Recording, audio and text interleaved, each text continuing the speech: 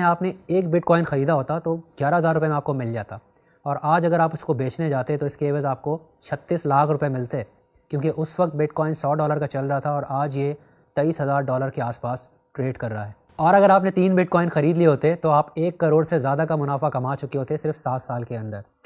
अब ऐसा नहीं है कि ये आपकी पहुंच से बाहर हो गया, आपको 36 लाख रुपए खर्च करने पड़ेंगे बिटकॉइन ख़रीदने के लिए।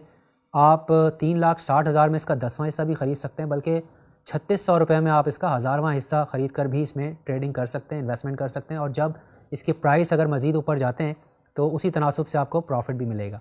लेकिन माजी की कारकर्दगी इस बात की गारंटी नहीं है कि फ़्यूचर में भी परफॉर्मेंस इतनी ही ज़बरदस्त होगी और इतना ही स्पीड से इसके प्राइसेस ऊपर जाएंगे। अब सवाल ये उठता है कि 2021 में या अगले 4-5 सालों में बिटकॉइन कितना ऊपर जा सकता है और आपको कितना प्रॉफिट दे सकता है। इसमें वीडियो में थोड़ा आगे चल के बात करेंगे। पहले मैं ये वजाहत कर दूँ, ये वीडियो किन लोगों के लिए। वो लोग जो बिटकॉइन में दिलचस्पी रखते हैं लेकिन इसके बारे में कुछ भी नहीं पता, जैसे थोड़े अर्से पहले तक मुझे भी नहीं पता था, और वो मालूमात चाहते ताकि ट्रेडिंग कर सकें, उनके लिए। और वो लोग जिन्होंने पैसा तो लगा दिया है मगर बहुत ज़्यादा अच्छी तरह नहीं समझते बिटकॉइन को या उसके बारे में ज़्यादा नहीं जानते।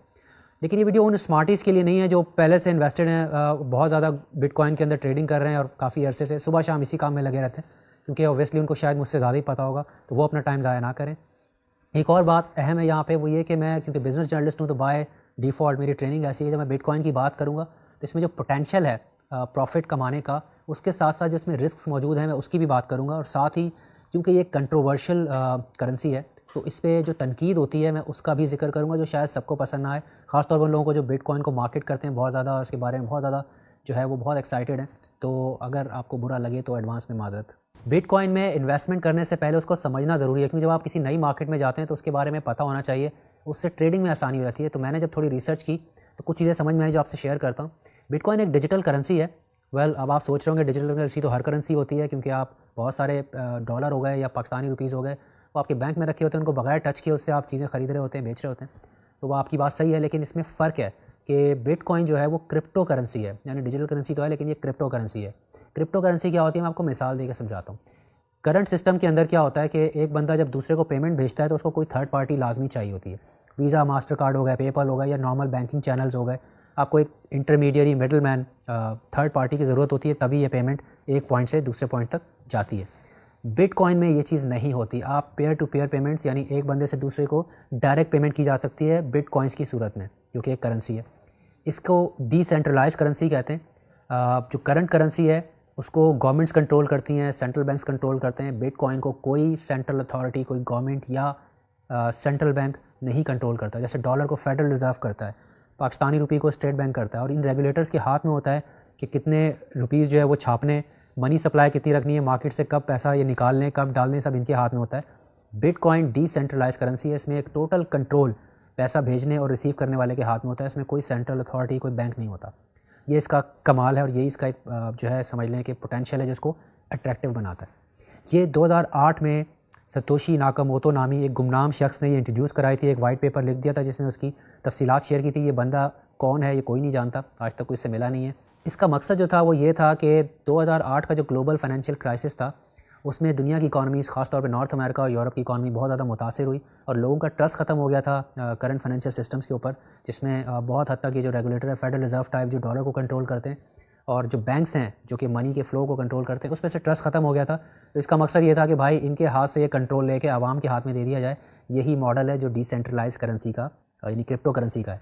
इसमें कोई बैंक कंट्रोल नहीं करता, कोई हुकूमत कंट्रोल नहीं करती, कितने छापने, कब छापने, और इसके ऊपर कोई रिस्ट्रिक्शंस पेमेंट पे मिसाल के तौर पे करंट चैनल में आपने देखा लॉक होता है, इतने डॉलर भेज सकते हैं, इतने नहीं भेज सकते। ऐसा कोई इसमें झंझट नहीं है, जिस वक्त चाहें, जिसको चाहें, जितने पैसे चाहें आप भेज सकते हैं। बिटकॉइन सबसे ज़्यादा पॉपुलर और एक्सपेंसिव क्रिप्टो करेंसी है, बट ये वाहिद नहीं है, और भी क्रिप्टो करेंसीज इसके बाद लॉन्च हो गई हैं, बट जिनको सारों को मिला के अल्ट कॉइन्स भी कहा जाता है। और बिटकॉइन जो है वो सबसे ज़्यादा पॉपुलर है, इसलिए इसी पे रख के बात की जाती है। ये जिस टेक्नोलॉजी पे सारी क्रिप्टो करेंसीज चलती है इनको ब्लॉकचेन टेक्नोलॉजी कहते हैं, जिसकी तफसील में मैं नहीं जाऊँगा, मेरे ख्याल में आज के टॉपिक से रिलेटेड नहीं है। कभी अगर हमने माइनर्स पे बात की तो शायद उस दिन मैं इसका जिक्र करूँ, फ़िलहाल इसको टच नहीं करते। इसकी खसूसियात क्या हैं? ये खसूसियात ये हैं कि ये इमीडिएट होती है, यानी आम सिस्टम में क्या होता है, जब आप पेमेंट करते हैं जो थर्ड पार्टी बीच में इन्वॉल्व होती है तो टाइम लग जाता है, बाद का 2-3 दिन भी लग जाते हैं पैसा पहुँचने में। बिटकॉइन टू बिटकॉइन अगर आप करते हैं तो वो फ़ौरन इमीडिएटली हो जाता है। दूसरी चीज़ कि ये ट्रांसपेरेंट भी है। आम आप देखते हैं सिस्टम्स के अंदर 5,000 का जाली नोट आ गया, डॉलर जाली छप जाते हैं, बिटकॉइन को फेक करना, काउंटरफीट करना या जाली बिटकॉइन बनाना नामुमकिन है, क्योंकि थाउजेंड्स ऑफ कंप्यूटर्स होते हैं जो हर ट्रांजैक्शन को वैलिडेट करते हैं। तो ये डिसेंट्रलाइज्ड है, किसी एक के कंट्रोल में नहीं है, तो ये बहुत ट्रांसपेरेंट होता है। साथ ही में ये एनोनिमस भी होता है, यानी कि जो पैसे भेजने वाला और पैसे रिसीव करने वाला, उनको आप आइडेंटिफाई नहीं कर सकते, उनकी शनाख्त नहीं कर सकते, क्योंकि एक एड्रेस होता है, फिजिकल कॉइन नहीं है ये डिजिटल कॉइन है, और इसको कोई फिजिकल ट्रेडिंग या लेन देन नहीं होती इसके अंदर, सारी डिजिटल होती है। और एक एड्रेस होता है भेजने वाले का और रिसीव करने वाले का, और उससे ये नहीं पता चलता कि वो बंदा कौन है। बिटकॉइन की सिर्फ ये खसूसियत नहीं है कि वो डिजिटल करेंसी है, बल्कि इसको डिजिटल गोल्ड भी कहा जाता है, यानी गोल्ड जैसी प्रेशियस मेटल से इसको कंपेयर किया जा रहा है। इसकी इतनी अहमियत हो चुकी है। इसको मैं मिसाल से समझाता हूँ। अगर आज के रेट्स देखे जाएँ तो एक बिटकॉइन के बदले आप 30 तोले सोना ख़रीद सकते हैं। ये भी गोल्ड की तरह लिमिटेड है। जैसे कि गोल्ड आपकी दुनिया में जितना मौजूद है, चाहे वो ज़मीन में दबा हो, ज्वेलरी की सूरत में आपके घरों में हो, या गोल्ड बार्स की सूरत में आपके कहीं बैंक अकाउंट में रखा हुआ हो लॉकर में, उतना ही गोल्ड है दुनिया में, एक्स्ट्रा नहीं है। इसी तरह बिटकॉइन को भी 21 मिलियन यानी 2 करोड़ 10 लाख के करीब कॉइन्स हैं, उससे ज़्यादा आप नहीं माइन कर सकते, नहीं प्रोड्यूस कर सकते। और इसमें से अच्छे खासे प्रोड्यूस हो चुके हैं ऑलरेडी, और तकरीबन अब 3 लाख से भी कम रह गए हैं जो मज़ीद आने बाकी हैं। अगर आसान अल्फाज में समझाऊँ तो जो डॉलर और गोल्ड की खसूसियात को अगर कंबाइन कर लूँ तो वो सारी खसूसियात बिटकॉइन के अंदर मौजूद हैं। यही इसको एक प्रेशियस कमोडिटी बना देती हैं, जिसकी वजह से ये इतना कीमती हो चुका है। इसकी जो खसूसियात हैं, इसकी वजह से इसको कहा जा रहा है कि ये बहुत बड़ा टेक्नोलॉजिकल ब्रेक थ्रू है फाइनेंशियल सर्विसेज की दुनिया में, और ये हमारी दुनिया चेंज करके रख देगा। और जो बैंक्स हैं, रेगुलेटर्स हैं, उनका पूरा का पूरा मॉडल इसने डिस्टर्ब करके रख दिया है, और इसमें बहुत पोटेंशियल है। लेकिन साथ ही में यही खसूसियात हैं जिसकी वजह से बिटकॉइन कंट्रोवर्शियल भी बन चुका है। और वो क्यों बन चुका है, इस पर अब बात करते हैं। बिटकॉइन अनरेगुलेटेड है और बहुत सारे मुल्कों में ये इलीगल है, बशमूल पाकिस्तान। स्टेट बैंक ने इसको इलीगल करार दिया हुआ है फ़िलहाल, और ये अनरेगुलेटेड होता है। इसकी वजह से दुनिया भर में इसको लेके बड़े ख़दशात हैं कि टेररिस्ट फाइनेंसिंग में और मनी लॉन्ड्रिंग में बड़े आसानी से यूज़ हो जाएगा, क्योंकि जब आप आइडेंटिफाई नहीं कर सकेंगे पेमेंट कर कौन रहा है, रिसीव कौन कर रहा है, तो बड़े आसानी से लोग क्राइम्स के लिए इसको यूज़ कर सकते हैं। और हमने देखा भी है कि जो हैकर्स होते हैं, जो सिस्टम्स को हैक करते हैं, वो पेमेंट बिटकॉइन से मांग रहे होते हैं ताकि उनकी आइडेंटिटी ना रह सके। डार्क वेब के ऊपर सारा जो पेमेंट का सिस्टम है वो बिटकॉइन में चल रहा होता है।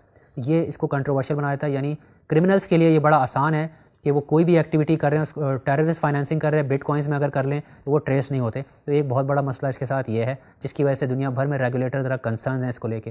दूसरी बात, क्योंकि ये डिसेंट्रलाइज है, रेगुलेटेड नहीं है, तो कोई गारंटी नहीं है। आप अपनी जेब से नोट निकाल के देखें, उस पर लिखा होता है ये स्टेट बैंक की, हुकूमत पाकिस्तान की गारंटी है, जो उसकी वैल्यू है 1000 रुपये की, वो आपको मिलेगी। लेकिन बिटकॉइन पे कोई गारंटी नहीं है, कोई वैल्यू नहीं है। जब तक लोग एक दूसरे से एक्सेप्ट कर रहे हैं इसकी वैल्यू है। अगर आज कोई इसको एक्सेप्ट करना बंद कर देंगे तो इसकी वैल्यू ज़ीरो हो जाएगी, क्योंकि कोई इसके पीछे सेंट्रल अथॉरिटी नहीं है, क्योंकि इसका डिज़ाइन ही है कि इसको डिसेंट्रलाइज करेंसी बनाया हुआ है, इसलिए ये रेगुलेटेड नहीं है। इसके लिए कोई गारंटी नहीं है कि ये वो वैल्यू प्रोवाइड करेगा। जैसे आज के दौर में, आज के दिन में अगर $23,000 इसकी वैल्यू है, तो इसकी कोई गारंटी नहीं है कि ये वैल्यू आपको मिलेगी भी या नहीं मिलेगी। जब तक लोग आपसे ख़रीद रहे हैं, वैल्यू मिल रही है, लोग ख़रीदना बंद कर दें तो आप किसी के पास जा नहीं सकते कि भाई मेरे बिटकॉइन के $23,000 मुझे दे दो। बिटकॉइन की ट्रेडिंग की बात कर ली जाए, क्योंकि ये इसको लेके बहुत सारे कंसर्न्स हैं, ये कंट्रोवर्शियल है, इस वजह से इसकी ट्रेडिंग भी बहुत ज़्यादा स्पेक्युलेटिव है। ये बताना बड़ा मुश्किल है कि इस वक्त जो $23,000 पे ये ट्रेड कर रहा है, इसकी रियल वैल्यू है या नहीं। हो सकता है इसकी रियल वैल्यू $23,000 से ज़्यादा हो सकता है इससे बहुत कम हो, क्योंकि जो मार्केट में हाई पे इसको लेकर जो न्यूज़ चल रही होती है उस पर ज़्यादा ये मूव कर रहा होता है। इवन एक और चीज़ होती है डिमांड सप्लाई, जो कि बिटकॉइन के केस में बड़ा अनयूजुअल है, क्योंकि इस पर एक हार्ड कैप है, 21 मिलियन कॉइन से ज़्यादा नहीं हो सकते। तो वो भी इसमें आम कमोडिटीज़ और करेंसीज़ के मुकाबले में एक मुख्तलिफ मामला हो जाता है। तो ये बहुत हद तक स्पेकुलेटिव ट्रेडिंग है, सट्टेबाजी आप कह सकते हैं। इसीलिए बहुत सारे लोगों के इसमें पैसे भी डूबते हैं। बिटकॉइन एक डिजिटल कि मैं एक चीज़ अगर ख़रीदता हूँ उसके बदले आपको मैं मनी देता हूँ, ताकि जो वैल्यू आप मुझे प्रोवाइड कर रहे हैं आपको उसके बदले में करेंसी या मनी मिल जाए। बिटकॉइन की थोड़ी बहुत एक्सेप्टेंस आ गई है, कुछ बड़े रिटेलर्स भी ले रहे हैं, कुछ बड़े बड़े ब्रांड्स इसको एक्सेप्ट कर रहे हैं। माइक्रोसॉफ्ट टाइप, एक्सपीडिया एक फ़ॉरेन कंपनी है जो कि ऑनलाइन टिकट्स इशू करती है, सेल करती है, होटल्स वगैरह बुक करती है, वो बिटकॉइंस एक्सेप्ट कर रही है। इसका थोड़ा बहुत इंफ्रास्ट्रक्चर भी आ चुका है, कुछ मुल्कों में इसकी ATMs भी आ चुकी हैं। तो ऐसा नहीं है कि बिल्कुल ही एक्सेप्ट नहीं हो रहा, थोड़ी बहुत एक्सेप्टेंस बिल्कुल है इसकी।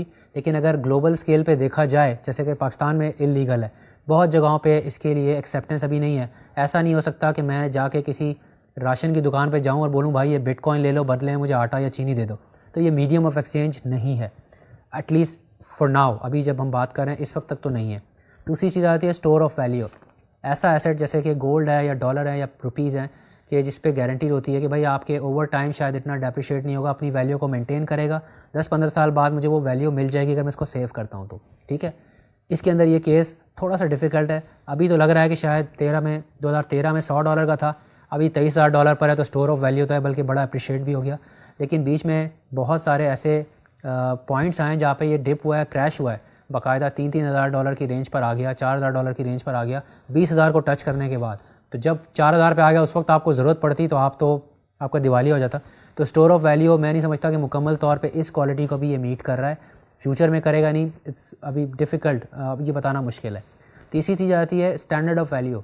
जब आप कोई ट्रांजैक्शन करते हैं, कोई सेल होती है, तो एक चीज़ के प्राइस डिसाइड होते हैं जो अग्रीड होने चाहिए सारी पार्टीज़ के दरमियान। एक स्टैंडर्ड होना चाहिए कि भाई ये फ़लानी गाड़ी इतने डॉलर्स की है, ताकि दुनिया भर में उसका एक स्टैंडर्ड प्राइस हो। बिटकॉइन पे जितनी फ्लक्चुएशन होती है, जितना ये वॉलेटाइल है, अभी तक स्टैंडर्ड ऑफ वैल्यू वाली क्वालिटी भी ये पूरी तरह मीट नहीं कर रहा। आगे क्या होता है ये बताना मुश्किल है। तो जो समझ लें कि जो खुसूसियात इसको स्पेशल बनाती हैं, वही खुसूसियात इसको कंट्रोवर्शियल भी बना रही हैं और स्पेकुलेटिव भी बना रही हैं।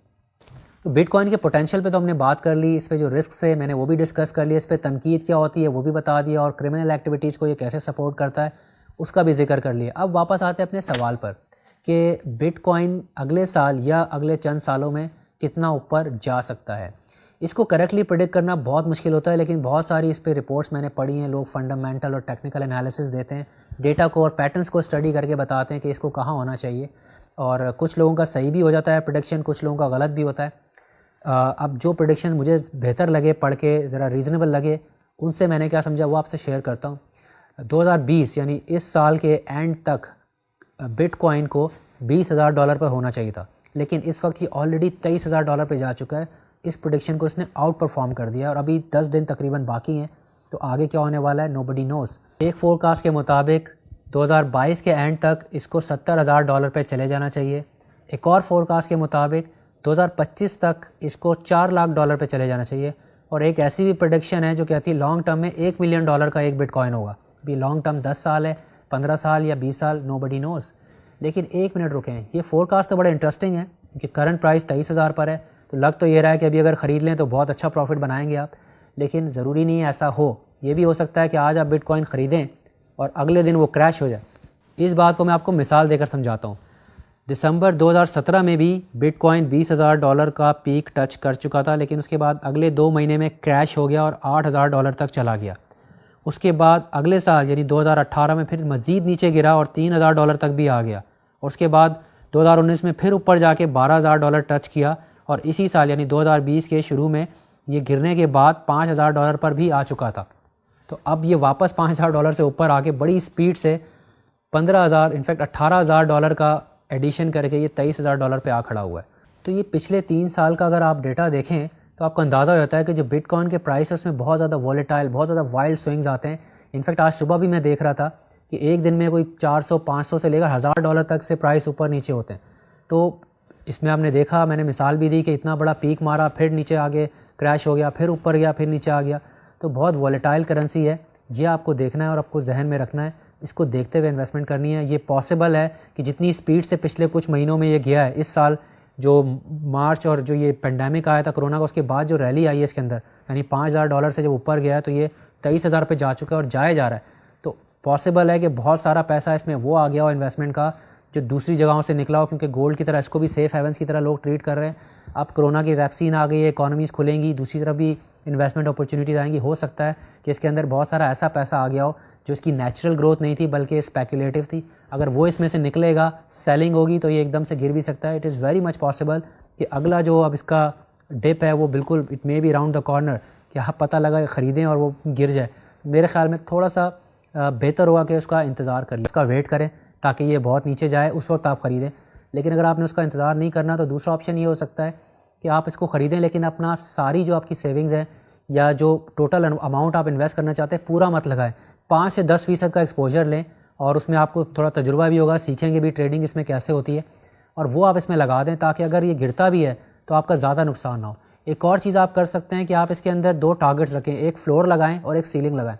फ्लोर से मुराद ये आप जहन में रख लें, यार $23,000 पे इस वक्त बिटकॉइन चल रहा है और मैं 5-10% लगा देता हूँ अपनी। मैंने अगर 1 लाख फॉर एग्जांपल मेरे पास सेविंग्स है, मैं 10,000 इसमें लगा देता हूँ और मैंने ये टारगेट रख लिया है कि 23,000 पर है। अगर ये गिरता है, ऊपर जा रहा है तो फिर तो मज़े ही मज़े, लेकिन अगर ये गिरता है तो मैं 20,000 तक तो बर्दाश्त करूँगा कि ये गिर के 20,000 तक आ जाए। जहाँ ये $20,000 से नीचे गिरेगा मैं अपने पैसे निकाल लूँगा।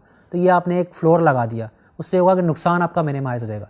दूसरी तरफ आप सीलिंग भी लगा सकते हैं, यानी आपने 23,000 पे ख़रीदा और आप नोट करें यार जहाँ ये 25,000 क्रॉस करेगा मैं इसको बेच दूंगा, मैं ज़्यादा लालच नहीं करता, ठीक है।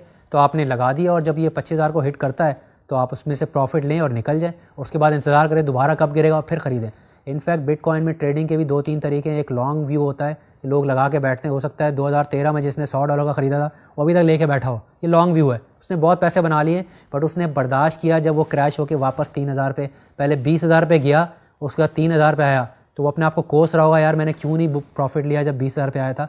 फिर 3,000 पे आया तो उसको लगा होगा यार मेरा तो दिवालिया हो गया, मेरा प्रॉफिट कम हो गया सारा, लेकिन वापस 23,000 पे आ गया।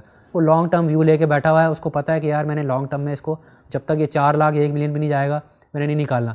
बट पता नहीं जाता है या नहीं जाता। तो ऐसे भी लोग हैं जो कहते हैं शॉर्ट व्यू लो, यानी जहाँ थोड़ा सा आपको नजर आए तेज़ी आ गई है, आपको डर लगना शुरू हो गया कि बहुत ऊपर चला गया, बेच दो। उसके बाद इंतज़ार करो, 3-4 साल उठा के देख लें। ऐसा हुआ है कि जब जब इसने स्पीड मारी है, तेज़ी मारी है, बहुत पीक पकड़ा है, उस वक्त उसके फ़ौरन बाद फिर गिरा भी है। तो इस वक्त बहुत ऊपर जा चुका है।